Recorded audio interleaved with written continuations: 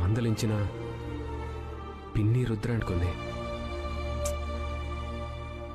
పాపం ఆ ఇద్దరు ఎంత బాధపడుతుంది.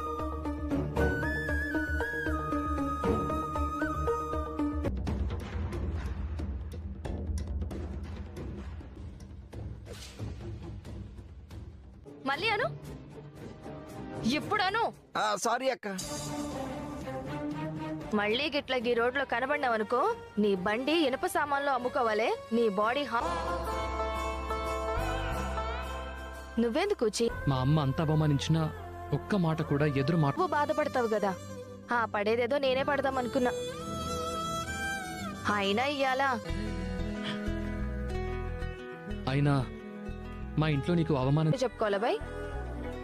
అదంతా ఆ ప్యాలెస్ లోనే దులిపేసుకుని వచ్చిన. మారలేదు, కానీ నువ్వు నాకు మాట ఇచ్చినందుకు ఆ మాట. హలో అన్నయ్య. కళ్యాణ్, ఏంటన్నయ్య? నువ్వు రాను రాను అంటున్నా నిన్నింటికి రప్పించాలని చాలా ట్రై చేశాను. ఇక్కడ జరిగిన దానికి రియలీ ఐఎమ్ వెరీ సారీ. ఇప్పుడే నేను మన వాళ్ల తరపున అప్పుకి సారీ చెట్లోనే దులిపేసుకొచ్చినా అంది. ఏం జరుగుతుందని నేను రానున్నాను, వచ్చాక చివరకు మిగిలింది ఆ తృప్తి మాత్రమే. నేను రావాలంటే నా జీవితంలో నేనేదైనా సాధించాలి. ఇందులో వదిన్నలాగి నిందించొద్దు, సరేనా?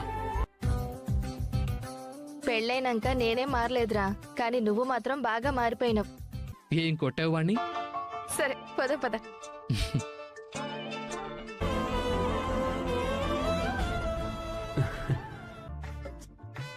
నీకు మంచి స్టఫ్ దొరికినట్టుందిగా. అప్పుని ఇంటికి రప్పిస్తాను, రప్పించి ఇక్కడే ఉండేలా ఒప్పిస్తాను, ఒప్పించి అందరినీ కలిపా. అప్పుడేమన్నారు, ఇప్పుడేమన్నారు, ఎప్పుడేమన్నారు, ఇప్పుడేమంటారు? నేను జరిగేదే చెప్పాను, మీ పిన్ని మారదు, మీ అతను ఇవేగా నువ్వు అనుకున్న మాటలు. అన్నీ మీరే అనేసుకుంటున్నారు. నన్ననే ఛాన్స్ ఇంకొకరికి ఎందుకు ఇవ్వాలి? చూసావా, దట్ ఈస్ రాజ్, స్వరాజ్. మీ తప్పుని మీరు గ్రహించారు, మీ పొరపాటుని మీరు తెలుసుకున్నారు. ఇంకా ఇన్ని సెటైర్లు మిగిలాయా? నేను అసలు ఒప్పుకోను. ఏవండోయ్, కొడుకుని కోడల్ని క్షమిస్తుంది అని, అప్పుని కోడలుగా ఒప్పుకుంటుందని అయిపోయేసరికి ఉక్రోషం తన్నుకొచ్చి మిమ్మల్ని మీరే ఛాన్స్ వస్తే పేజీలు కొద్దు ఎన్ననుకున్నా పైన పైన అంతకన్నా ఒకటి మా సెటైర్ ఉంటుంది.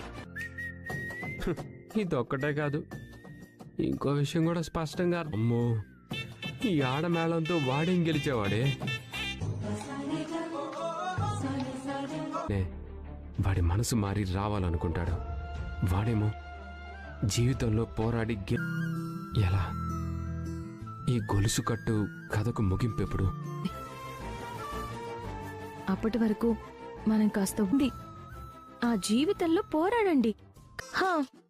మిమ్మల్ని అమ్ముకుని ఒక జీవి బ్రతుకుతోంది. అది మీరు ఒక కంపెనీని కొనుక్కున్నారు. అదే కొన్నాం కదా, నేను చెప్పింది కూడా అదే. అలవాటు చేసుకోండి. అదెంత పని?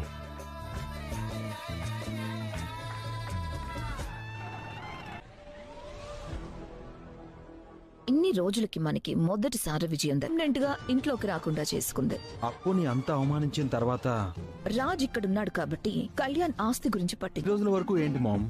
కళ్యాణ్ వచ్చే వరకు రాజ్ బాధ్యతలు తీసుకోకూడదు అని రూల్ పెట్టారు కదా. అనుకుంటుందా? అలా రాజ్ పర్మనెంట్ గా ఆఫీస్ ని పట్టించి ఇప్పుడు మనం అనుకున్నట్టు ఆస్తి మొత్తం మన గుప్పెట్లోకి వస్తుంది, అంతే కదా?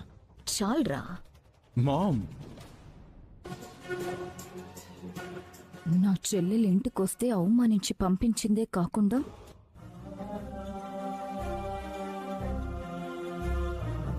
కొడుకు వెళ్ళిపోయాడని బాధపడుతున్నావా? లేలోని మనుషుల్నే కాదు, ఆఖరికి నీ కన్న చెప్పాలి. అంతేకాని ఇలా మాత్రం చేయకూడదు. కానీ చివరికి నీకు మిగిలిందేంటి? ఈ ఒంటరితనమే కదా. ఇప్పటికైనా మించిపోలేదు. నేను చేసిన తప్పొచ్చినప్పుడల్లా నన్ను నేను క్షమించుకోలేక అసహించుకున్నాను. చాలా బాగా నీతులు చెప్పావు. ఇలా చెప్పమని నీ కోడలు ఎప్పుడూ నిన్ను మార్చేసి తన గుప్పిట్లో పెట్టుకుంది లేకపోవచ్చు. కానీ నాకు బాగా తెలుసక్క, ఆ ముగ్గురు అక్క చెల్లెళ్ళు ఈ ఇంట్లో తిష్ట వేయాలని కావ్య ప్లాన్ చేసింది. అందరూ ఆ అప్పుని జీవితంలో కోడలిగా ఒప్పుకోను. ధాన్యలక్ష్మి, మండే చెట్టు మీద ఏ పక్షులు వాలవు. చివరికి ఆ చెట్టు ఇప్పుడు అదే నష్టం నాకు కూడా జరగాలని చూస్తోంది.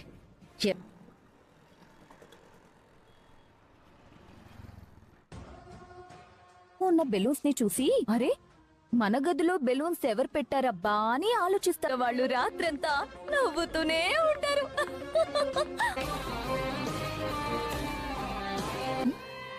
నేనిందాకొచ్చేటప్పుడు తలుపు తెరిచే ఉంచానే, ఇప్పుడెలా తెరుచుకుంటుంది.